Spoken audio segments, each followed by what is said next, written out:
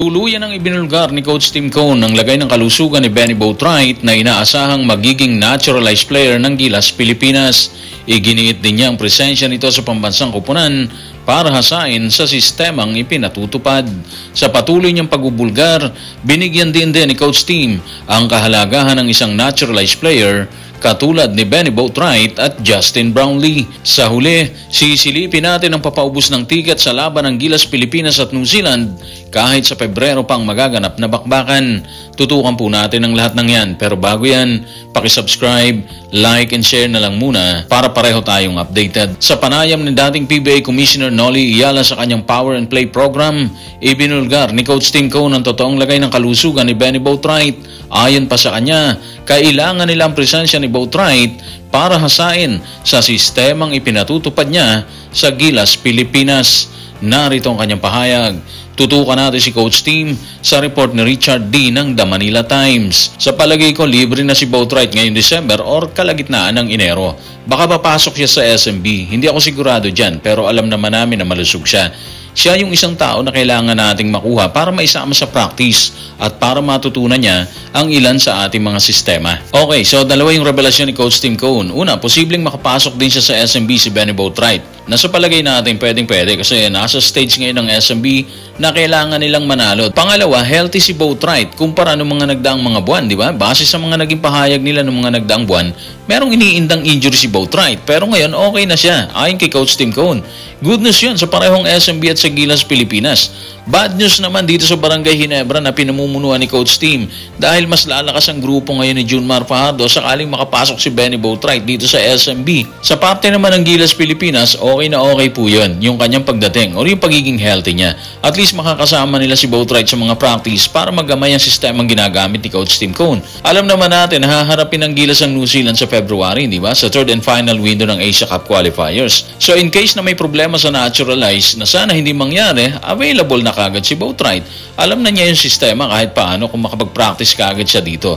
So ngayon alam natin na si Brownlee pa rin ang matunog na kandidato para sa naturalize sa February window. Hindi natin nakikitang mawawala siya dito kung dedication yung pag-uusapan, di ba? Gusto lang talaga ni Coach Tim na makabisado na kagad ni Boatwright ang galaw ng kapwa player sa Gilas Pilipinas. Kaya gusto niyang maipasok kagad sa mga practice. Ang problema, yung proseso ng naturalization dito sa atin, medyo matagal. Kaya hindi natin alam kung kailan siya maaprubahan ng Kongreso para sumalang dito sa Gilas Pilipinas. Habang gustong makasama ni Coach Tim si Benny Boatwright sa mga practice na gagawin ng koponan ng Gilas Pilipinas, isiniwalat naman niya ang kahalagahan ng isang naturalized player sa isang pambansang koponan.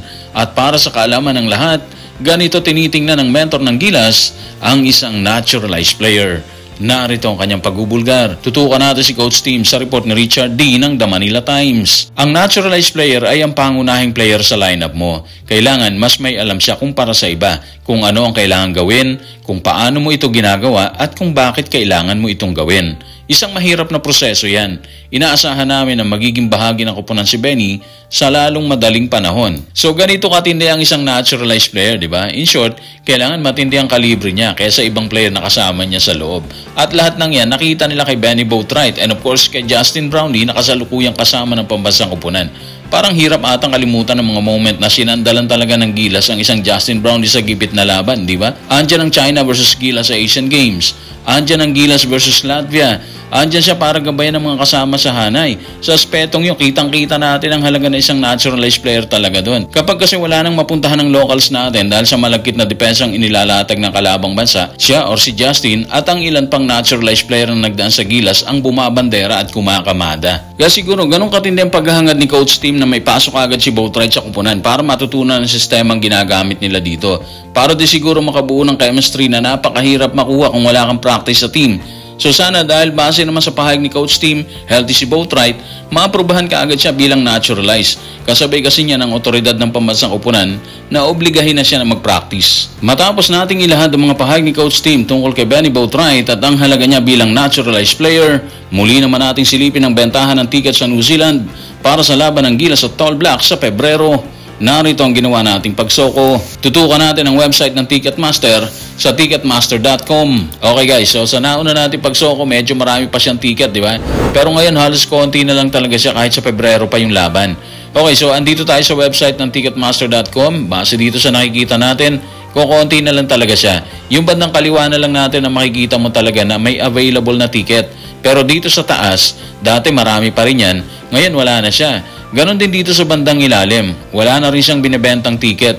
Ibig sabihin, eto na lang bandang kaliwa yung meron at hindi na siya ganun karami. So ano yung ibig sabihin nito, di ba? Well, nagpapakita lang yan na sobrang gusto nilang makita ulit ang New Zealand players na buweltahan ng Gilas Pilipinas na tumalo sa kanila sa ikalawang window na ginanap dito sa Maynila. Siyempre, meron din tayong mga kababayan na sigurado nakabili na rin ang kanilang mga ticket. Hindi rin sila papahuli dyan. Kaya sigurado tayo na magiging mainit ang laban sa huling window ng qualifiers. Nga pala, may hamon ng New Zealand sa kanilang mga kababayan tungkol dito. Ito yung sinabi nila, babalik ang Gilas Pilipinas sa Auckland para labanan ng Tall Blacks sa huling FIBA Asia Cup qualifiers. This is basketball at its best. Huling nakalaban ng Tall Blacks ang Pilipinas sa isang sold-out na laro sa Auckland noong Hunyo 2022. Don't be disappointed. Bumili ng tickets para sa hindi dapat palampasing rematch. Alam na natin, magiging mainit talaga yung laban na yan. So guys, maraming salamat.